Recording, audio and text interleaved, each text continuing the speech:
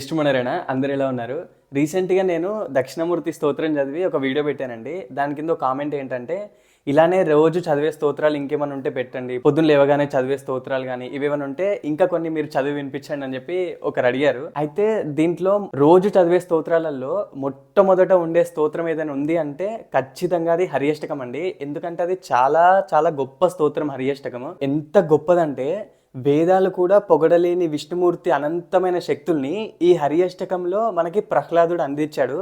అసలు చాలా అద్భుతమైందండి. దీనికి అంటే ఈ స్తోత్రంలో ప్రహ్లాదుడు చెప్పేది ఏంటనంటే, హరి అని నామం చెప్పడం వల్ల, అంటే నువ్వు ముందున్న ఎంత ఏ స్తోత్రం చదివినా చదవకపోయినా హరి అని చెప్పడం వల్ల అన్ని పాపాలు తొలుగుతాయని చెప్పేసి ప్రహ్లాదుడు ఇందులో మనకు అందించారు. దీనికి ఒక మంచి ఎగ్జాంపుల్ చెప్పాలంటే, ఇప్పుడు ఎక్కడన్నా అగ్ని ఉంటుంది కదండి, ఆ అగ్ని లోపలికి వెళ్ళి చేతి పెడితే మన చెయ్యి కాలుతుంది.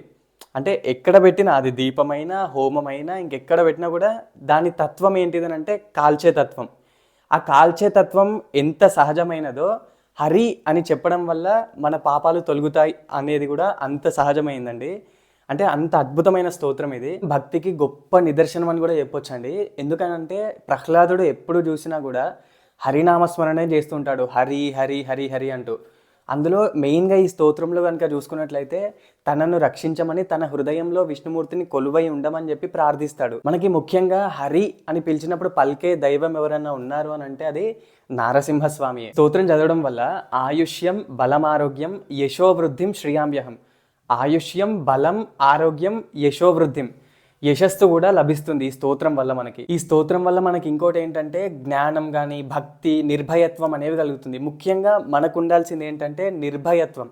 ఇప్పుడు తన తండ్రి హిరణ్యకశిపుడు ఉన్నాడు కదండి, ప్రహ్లాదుడి తండ్రి. ప్రహ్లాదుడిని కొండమించి తోసేయడం కానీ విష సర్పాలతోటి కాటేయించడం కానీ అలాంటి సమయంలో ప్రహ్లాదుడు భయపడి పారిపోవడం అలాంటివి చేయలేదు.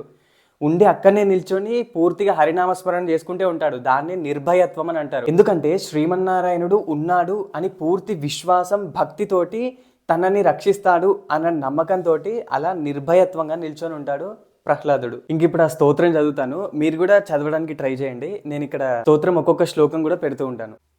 ఇది చాలా చిన్న స్తోత్రం అండి. సరే ఇంకా స్టార్ట్ చేద్దాం. ఓం అస్మద్గురుభ్యో నమః. హరిర్హరతి పాపాని దుష్టచిత్తైరపి స్మృతః అనిచ్ఛయాపి సంస్పృష్టో దహత్యేవ హి పావకః. సగంగా సగయా సేతుః సకాశీ సచ పుష్కరం. జిహ్వాగ్రే వర్తతే యస్య హరిరిత్యక్షరద్వయం.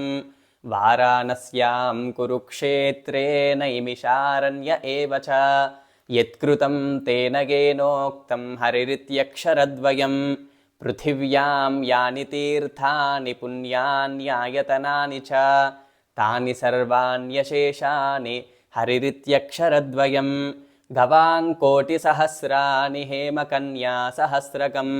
దత్తం స్యాత్తేన గేనోక్తం హరిరిత్యక్షరద్వయం. ఋగ్వేదోऽథ యజుర్వేదः సామవేదోऽప్యథర్వణः. అధీతస్తేన గేనోక్తం హరిరిత్యక్షరద్వయం. అశ్వమేధైర్మహాయజ్ఞైః నరమేధైస్తథైవ చ. ఇష్టం స్యాత్తేన గేనోక్తం హరిరిత్యక్షరద్వయం. ప్రాణప్రయాణపాథేయం సంసారవ్యాధినాశనం. దుఃఖాత్యంతపరిత్రాణం హరిరిత్యక్షరద్వయం. బద్ధః పరికరస్తేన మోక్షాయ గమనం ప్రతి. సకృదుచ్చారితం యేన హరిరిత్యక్షరద్వయం. హర్యష్టకమిదం పుణ్యం ప్రాతరుత్థాయ యః పఠేత్. ఆయుష్యం బలమారోగ్యం యశో వృద్ధిశ్రియావహం. ప్రహ్లాదేన కృతం స్తోత్రం దుఃఖసాగరశోషణం. యః పఠేత్ స నరో యాతి తద్విష్ణోః పరమం పదం. ఓం అస్మద్గురుభ్యో నమః. ఇంతే అండి. ఇది చాలా చిన్న స్తోత్రమే. చదివితే మా అంటే ఒక 2-3 నిమిషాలు అంతే. రోజు చదవడానికి కూడా మంచిగా వీలవుతుంది. ఇది అలానే కృష్ణాష్టకం కూడా చాలా చిన్నగానే ఉంటుంది. ఇప్పుడు ఇది చదివింది మీరు కూడా చదవడానికి ట్రై చేయండి. ఇక్కడ నేను శ్లోకాలు కూడా పెట్టాను కదా. ఇక్కడితోటి ఈ వీడియో ఇంతే. జై శ్రీమన్నారాయణ.